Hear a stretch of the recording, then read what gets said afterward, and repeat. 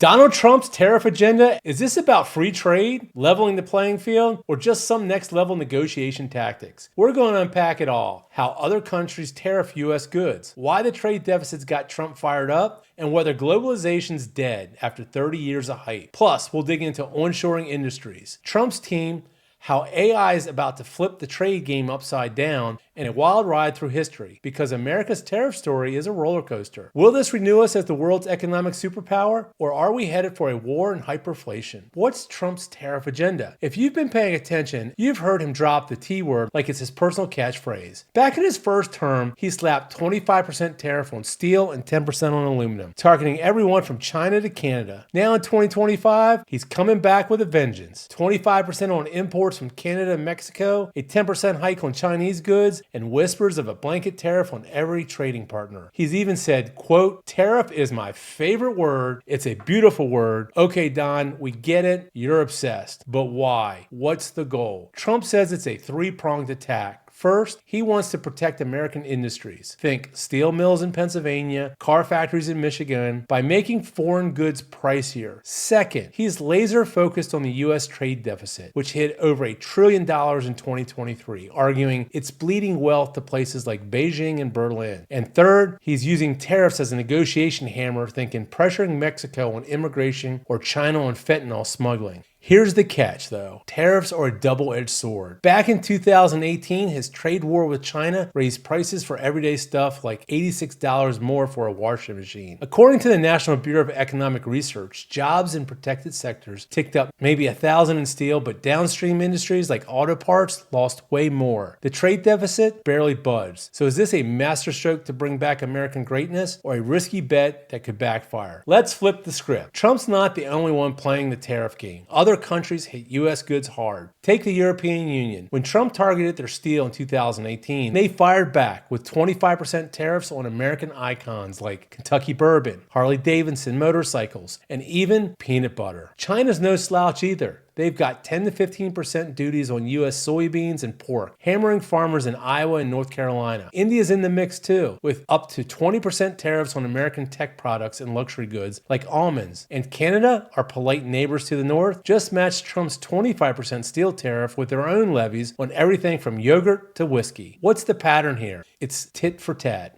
Trump swings, they swing back. During his first term, U.S. exports took a $27 billion hit from retaliatory tariffs, according to the U.S. Chamber of Commerce. Farmers got bailouts, $12 billion in 2018 alone, but that's taxpayer money, not a win. So does this level the playing field, as Trump claims, or just make life harder for American exporters? And what happens if this escalates in 2025? We'll circle back to that. Let's zoom in on the trade deficit, Trump's favorite villain. Picture this. In 2024, the U.S. imported $213 billion more from the EU than it exported. With Mexico and Canada, it's $250 billion in the red. And China, don't get me started on that one. $350 billion deficit in 2023. Trump said this is America's wealth pouring out. Dollars that could build factories in Ohio instead of Shenzhen. And yeah, he's got a point. Every iPhone we import sends cash overseas. But here's the tricky part. The deficit's stubborn. Why? Americans love cheap stuff. Our strong dollar and big appetites keep imports flowing. Tariffs might cut some imports, but they also tank exports when others retaliate. Like those soybean farmers losing Chinese buyers. The biggest offenders? China's the heavyweight here, followed by Mexico, Canada, and the EU. Could tariffs really claw back that wealth, or are we just shuffling the deck while prices climb? For 30 years, globalization was the gospel. Open markets, free trade, Walmart shelves overflowing with $5 t-shirts. It lifted billions out of poverty abroad, but hollowed out U.S. factory towns. Look at the shifts. China's pivoting trade to the EU and Asian nations like Vietnam, who've snatched manufacturing from Beijing. Companies are de-risking, spreading out supply chains instead of betting it all on the country. Regional blocs like the EU and BRICS are doubling down on self-reliance. Trump wants the U.S. to join that club with onshoring, building here, not there. But can we really go it alone with 95% of rare earth minerals come from China?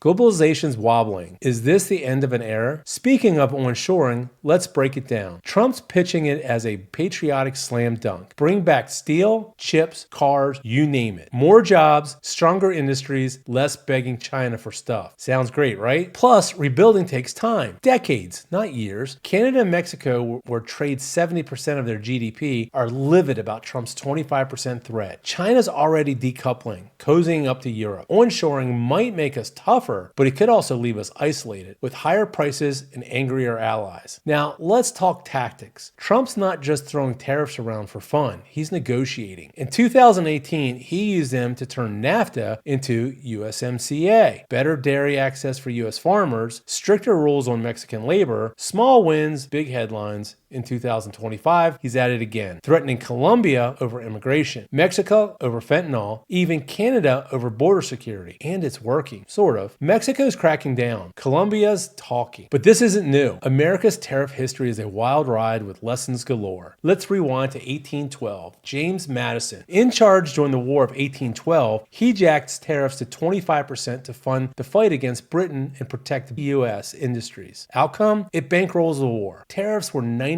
of federal cash then. But trade collapses. New England nearly bolts from the Union. Short-term win, long-term headache. Jump to the 1890s. William McKinley, Trump's tariff idol, pushes the McKinley tariff of 1890. Rates soar to 48% on stuff like wool and tin plate to shield American factories. Result? Industry pops. Steel production jumps, but prices spike. Voters freak and Republicans tank in the 1892 elections. Oh, and other countries retaliate, choking U.S. exports. Familiar vibe? Now, here's the big one. 1930 under Herbert Hoover. The Smoot-Hawley Tariff Act. Heard of it? It's the poster child for tariff disasters. With the Great Depression kicking off, Hoover signs this beast, raises tariffs of 59% on over 20,000 goods, aiming to protect farmers and factories. What happens? Total chaos. Global trade implodes. U.S. exports drop 67% in 3 years, from $5.2 billion to $1.7 billion. Canada, Europe, everyone retaliates with their own tariffs. Jobs vanish, unemployment hits 25%. Economists say it didn't cause the depression, but it sure made it worse. Way worse. A cautionary tale if there ever was one. Fast forward to Nixon in 1971. He drops a 10% surcharge on all imports to fix trade imbalances and lean on Japan and Europe over currencies. It works. They revalue. The U.S. ditches the gold standard. Inflation spikes, but it's temporary. Nixon pivots to freer trade later. Reagan's next, hits Japan with tariffs in the 1980s to pry open their markets. Scores some wins, and he keeps Detroit alive. Trump's twist? He's broader and brasher, targeting allies and rivals alike. It's less about free trade and more about leverage. Pure art of the deal. History's a mixed bag. Madison funds a war, but loses trade. McKinley boosts industry, but burns voters. Smoot-Hawley craters everything. Nixon and Reagan snag tactical wins. Tariffs can score points, but they often bite back. Retaliation, inflation, or outright collapse. Trump's 2025 crew is a tariff dream team or nightmare, depending on your view. Howard Lutnick, Commerce Secretary, says tariffs are worth it, even if they tank the economy short term. He's a Wall Street guy who loves a fight. Robert Lighthizer, back from round one. He's the architect of the China trade war, calls Beijing an existential threat, and wants to double down. Scott Bessent, Treasury, argues tariffs didn't spike inflation last time and could fund tax cuts. Smooth talker with a free market streak. Their playbook's clear. Wield tariffs to rewrite trade deals. Onshore critical industries like chips and pharma, and flex U.S. muscle until everyone caves. It's bold, it's brash, and it's betting big on America first. Trump wants America back on top. The economic superpower. No rivals. If onshoring works, if the dollar holds, if AI keeps us ahead, maybe he's on to something. But the risk. Oh, they're massive. Retaliatory tariffs could gut U.S. exports. History's littered with trade spats turning ugly. Madison's tariffs fueled a war. Smoot-Hawley stoked global tension. This could renew U.S. dominance or send us down a dark path. Finally, let's talk AI, because it's not just about steel and soybeans anymore. Trump's pushing U.S. AI leadership, but tariffs on chips from Taiwan or South Korea could hike costs, slowing us down. Here's the flip side. AI is already transforming trade. It's optimizing supply chains. UPS cut $200 million in cost with it. It's predicting demand. Walmart's AI knows you'll buy that TV before you do. It's even negotiating deals. Some firms use bots to haggle better than humans. Looking ahead, AI could make onshoring cheaper. Think fully automated factories in Ohio cranking out cars for pennies. Who controls the data, the algorithms, the future? Trump's team knows this. Lutnick's hinted at AI tariffs to protect U.S. innovators. Will AI be your ace in the hole or the wedge that splits us from the world? This is where it gets sci-fi, folks.